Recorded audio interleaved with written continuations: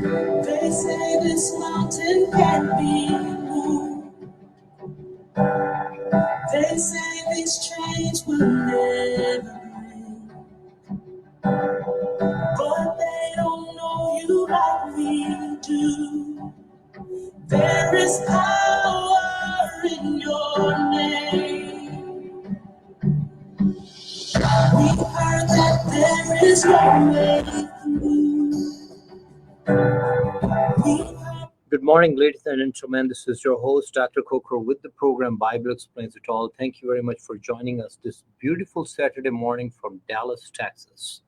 Today, we are discussing if God has created us totally free or are we restricted? Because if you read Genesis chapter number 2, verse 16 to 17, you see this paradoxical or contradiction thing in it. And sometimes if you try to wrap your head around it, that if you are free or if you are restricted.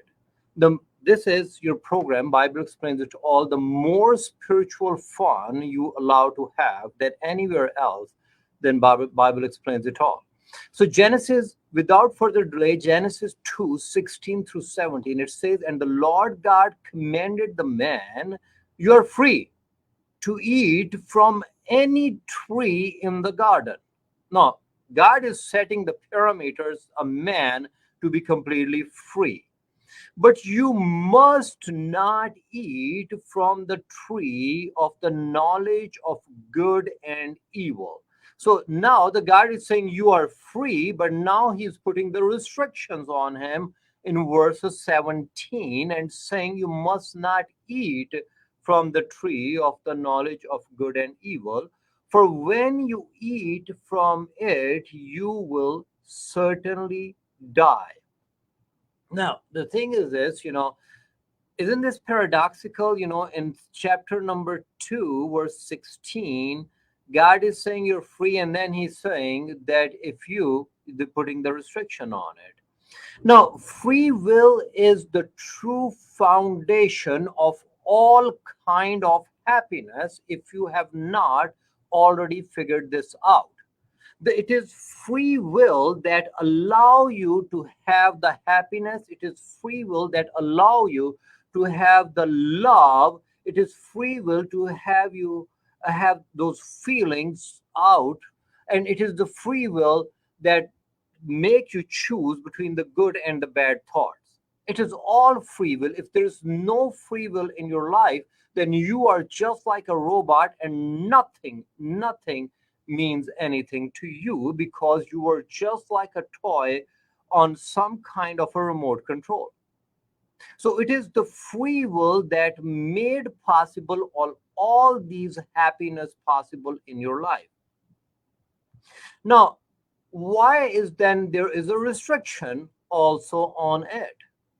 So if you really just go into it, and if you really see what God is saying and trying to wrap your head around it, so in fact, the restriction, so listen to me carefully, okay? In fact, the restriction of not eating a fruit from the tree is in disguise of free will.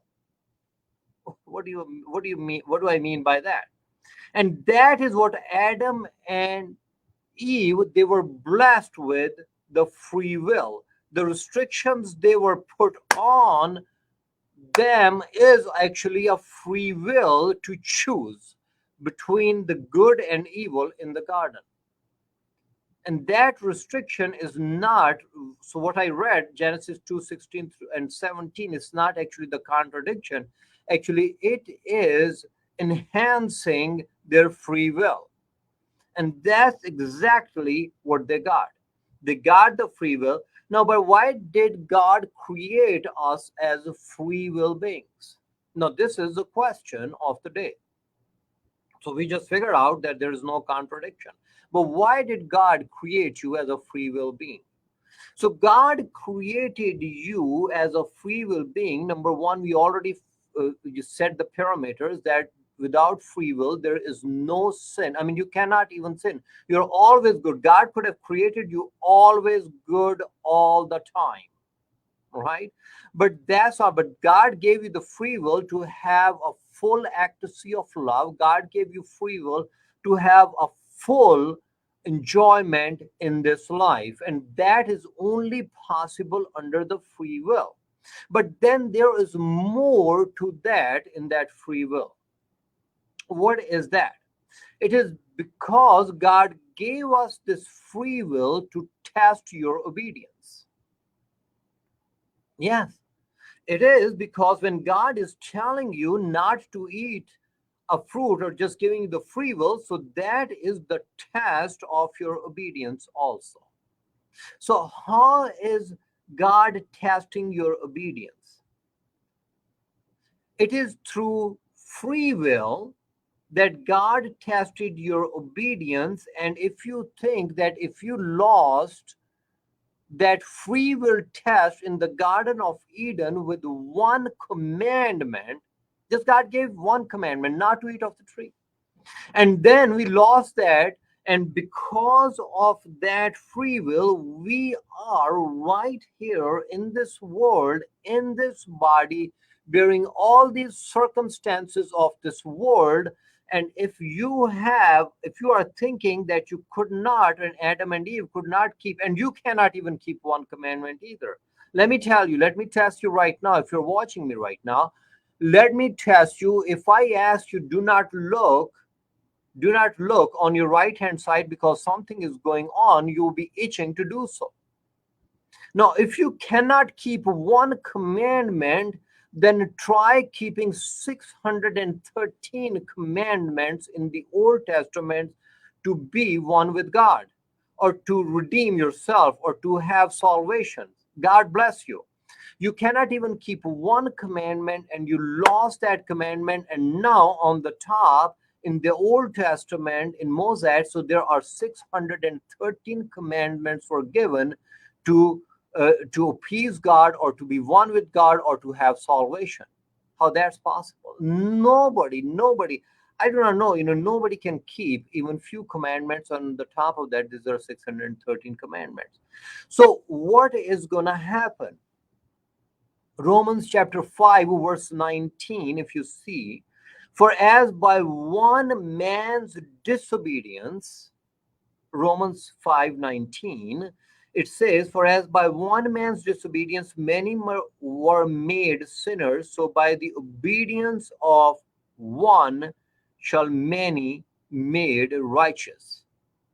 So, my brother and sister, if someone is coming and telling you this faith thing, that, oh, if you can keep all these commandments and all the laws and you will be saved, I'm so sorry. You are already figured out in your life that you are a miserable failure by keeping only few commandments, and you cannot keep whatever laws. So Romans 5:19, it is because of Jesus Christ, because of his obedience. All you have to do is believe in that obedience, and now you do not have to keep all the commandments. Now, somebody may ask me this question, and I really do not want to go because I'm under restricted time. But somebody may ask me, so it means, now if I just believe in the obedience, because Romans 5:19 in the Bible is saying, because of the obedience of one man, we are all saved, and because of the disobedience of one man, we are all under that curse. So somebody may ask me this question this morning, so it means we can do anything we want to. I did not say that. Okay. And this is some another topic, and we will discuss this on another time. But right now we are talking about the free will, and the free will is because of the free will, the obedience, test of obedience, and we lost that test of obedience, and that's what happened, and that's why we are in this body and in this miserable situation. Number two, the free will is a test of your faith also, right? That was exactly what God was testing that day. The free will is the test of your faith at the same time. It is through free will we lost the test of faith. Okay, First Corinthians 5:15, sorry. First Corinthians 15:14, it says, and if Christ be not risen, then our preaching is vain and your faith is also in vain. I do not know what kind of faith you have this morning. I mean, who do you have faith in? That's what my question is. I mean, if you do not have a faith in the Lord Jesus Christ, this morning, so I do not know if you think that you lost the test of the free will and now you are here in this world and you lost that test of faith, and in this world, somehow you're going to gain that test back and you will be one and you'll be in the Garden of Eden. And I know this, I understand there are some people probably under my voice, they would just say this, that we do not even believe in this Garden of Eden drama. Okay, well, that's fine. Okay, if you do not believe in that, but you adhere to any form or kind of faith, then exactly what are you saying, that where did you come from and why are you in this miserable situation? Oh, we are in this miserable situation because of our karmas. Then that is another paradoxical situation, and I'm not going to talk about it this morning. So I'm going to stick with my topic this morning, because when you talk the karmic reactions, so that in itself is a huge, a great debate of paradoxy. Let me give you just one little nugget about it, and we're going to go back into the free will. The thing is this, so if you became a man, so what kind of karmic or what kind of karma turned the first man into a man?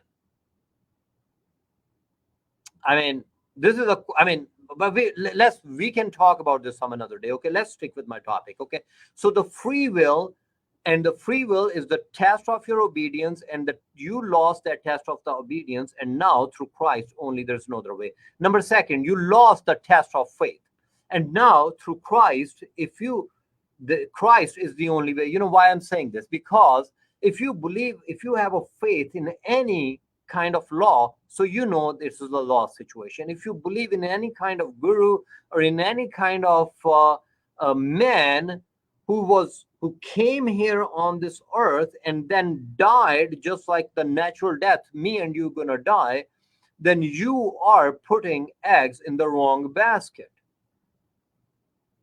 You are putting eggs in the wrong basket, because you are saying that somehow a blind can lead another blind, because I am completely blinded by this free will, and then I lost the test of faith, and now I'm just somehow saying that some another person who died, who was born and dead and never came back, somehow what he told me, because I put my faith in him, and somehow faith in that person, somehow I will be saved.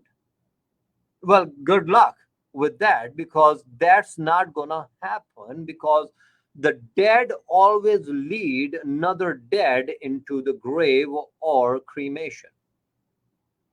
I'm telling you now, because the Bible is talking about this, 1 Corinthians 15, and if Christ is not risen, so if you do not believe in the resurrected Christ, the Bible is saying that all my faith is all useless. It's a useless, and so is yours. I do not know who do you believe this morning under my voice on Radio Caravan. I do not know if you're listening to the radio. I mean, and I'm so sorry I cannot take the calls, but if you are listening on the Radio Caravan, I do not know what you believe. And if you do not believe in, if you believe in some kind of dead meat, then you do your own, run your own logic. That what is the chance of the test you have failed under the free will, the test of faith? How that test, how can you, it is possible that you can be one with God. And number three, the reason God has given us a free will to have a relationship with him. That is the third thing. So God is putting you under the test to have a relationship with God. Whether you have that relationship, and this, that we have failed miserably in that relationship when we put our trust in something else and did not trust in God. So that test has already been failed. So now what is your plan? What is your plan, man or woman or whoever is under my voice on this radio caravan? What is your plan for the salvation? You're going to live this 70 or 80 years life, and then you will be going where? Tell me. Where are you going after that? Okay. So you are going, if you say that you are somehow going to God and you do not have that relationship, so then what is the plan? Let me read what the Bible is telling you. You can have that plan and you can have that relationship corrected with God. With the test you failed in the Garden of Eden, the free will test, Ephesians chapter 2. And you were dead in the trespasses and sins in which you once walked, following the course of this world, following the prince of the power of the air, the spirit that is now at work in the sons of disobedience. We are the sons of disobedience, among whom we all once lived in the passions of our flesh. Are you still living in the passion of your flesh? I'm just struggling, and I believe that you are too. We are all. We are all in the same boat. Nobody is perfect. All these three free will tests, boom, failed. So, in disobedience, among whom we all once lived in the passion of our flesh, carrying out the desires of the body and the mind, and were by nature children of wrath, because what Adam and Eve, they have committed that sin, we are the children of wrath, like the rest of the mankind. But God, being rich in mercy, look at the plan. So God is restoring that relationship I'm talking about. God created you for the relationship, and we failed that. Look at the restoration of that relationship. But God, being rich in mercy, because of the great love which He loved us, even when we were dead in our trespasses, made us alive together with Christ. By grace you have been saved. There's no other way. I mean, and this is a very, very unique part, and I'm just going to share it with you. I have a lot of friends, and they lot of friends, non-believer friends. Okay, and at the end of the day, you know what they say? They say the grace of the God will save me. But believe it or not, I mean, you talk with anyone who does not believe in Christ, and at the end of the day, they were told that somehow the grace of God will save them. Let me ask them this question. Okay, how can a grace of God can save you? Where was the grace of the God when you were separated from God the first place? Why didn't the grace of God save you then? Why? I mean, God, when you committed the sin, when Adam and Eve committed the sin, or whatever you believe, if you do not believe in Garden of Eden and you're listening to Radio Caravan this morning, and when that separation was happened, so where was the grace? Why didn't God extend the same grace in Garden of Eden to Adam and Eve, or whatever philosophy you believe in? Where was the grace at that time when you were separated from God? Obviously, if you believe in any kind of faith, and unless you're an atheist this morning and you're under my voice, but if you believe in God and you say that grace will save me, where was that grace? This is my question. I mean, how come the grace didn't save you then? How come we are in such a miserable situation, and the miserable situation is the punishment is that you were told to go in that body, and you are, who is talking with you this morning? This is my soul. This is not my body. Okay, so don't think that this is somehow Dr. Khokhar is talking with you, the body is talking with you. This is the soul to soul talking to you. Where was that grace then? You know what? Because God is a just God. And am I answering that question? You know what I posed a minute before?